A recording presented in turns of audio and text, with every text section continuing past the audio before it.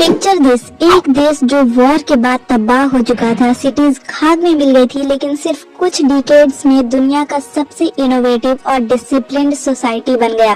क्या ये मैजिक था? नहीं, ये था उनका डिसिप्लिन और एक्स्ट्रा ऑर्डिनरी टेक्निक्स का नतीजा। इमेजिन अगर आप इन्हीं जापानीज टेक्निक्स को अपनी स्टडी में अप्लाई करें तो आप अनस्टॉपेबल बन सकते हैं। ये टेक्निक्स आपको बस टॉपर नहीं बल्कि एक बेटर वर्जन भी बनाएगी, जो not just smart but efficient भी होगा। तो अगर आप सीरियस हो अपनी पढ़ाई और फ्यूचर के लिए तो ये वीडियो आपके लिए है। तो अगर आप रेडी हो तो चलिए अब इस वीडियो को शुरू करते हैं। लेकिन वीडियो शुरू करने से पहले मुझे एक बात बताओ, एग्जाम के एक दिन पहले नोट्स मांगना तुम्हारी भी आदत है ना? अगर है तो मुझे कमेंट सेक्शन में जरूर बताओ। Technique number 1 is kaizen approach. Kaizen का मतलब है कंटिन्यूअस इम्प्रूवमेंट, छोटी छोटी डेली हैबिट्स जो आपकी प्रोडक्टिविटी को इम्प्रूव करती हैं। इसका लॉजिक सिंपल है, एक दिन में सब कुछ परफेक्ट नहीं होगा, पर अगर आप हर दिन सिर्फ 1% बेटर होते हैं तो एक साल बाद आप 37 टाइम्स बेटर बन जाते हैं। अगर आपको डेली एक ही सब्जेक्ट बोरिंग लगता है तो कैजन के अंडर सिर्फ 15-20 मिनट डेली उस पर फोकस करिए,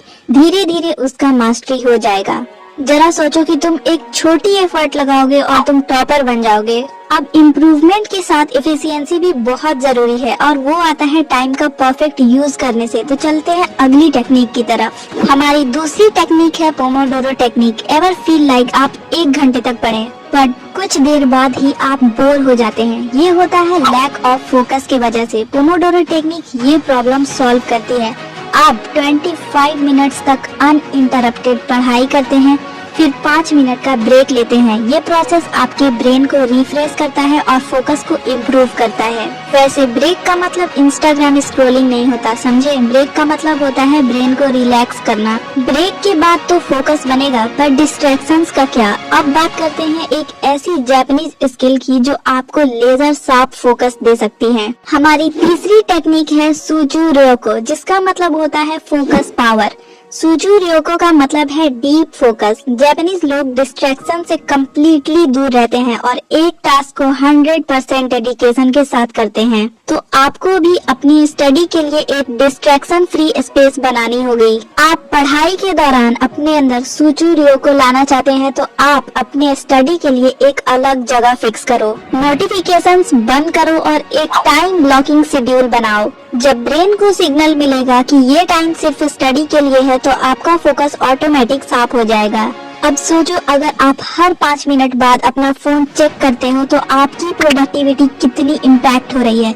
so stop wasting your potential. Focus तो बन गया, पर एनर्जी लेवल्स को कैसे ऑप्टिमाइज करें? चलिए अगली टेक्निक पे चलते हैं। 4th टेक्निक है हारा हाचिबू। हारा हाचिबू एक लाइफ स्टाइल प्रिंसिपल है जो स्टडी के लिए भी काम आता है। इसका मतलब है eat till you are 80% full. Heavy meals लेने से स्लगिशनेस आती है और आपका फोकस कम हो जाता है। लाइट और ब्रेन बूस्टिंग फूड्स जैसे नट्स, फ्रूट्स और वाटर हमारी एनर्जी को हाई रखते हैं। सो अगर आप नेक्स्ट टाइम मैगी खाने का प्लान बना रहे हो तो सोचिए आपकी एनर्जी का क्या होगा। यार, मैगी बनाने में जो एनर्जी लगती है उतनी पढ़ाई में लगा दो, टॉपर बन जाओगे। सिर्फ 2 मिनट एनर्जी को ऑप्टिमाइज कर लिया। अब बात करते हैं परफेक्ट प्रिपरेशन की। जापान की 5वीं टेक्निक है नेमावासी, जिसका मतलब होता है प्रिपरेशन। नेमावासी का कॉन्सेप्ट कहता है कि काम शुरू करने से पहले उसकी सॉलिड ग्राउंड वर्क होनी चाहिए। आपको भी अपने सिलेबस का ओवरव्यू समझना चाहिए और टफ टॉपिक्स पे पहले काम करना चाहिए।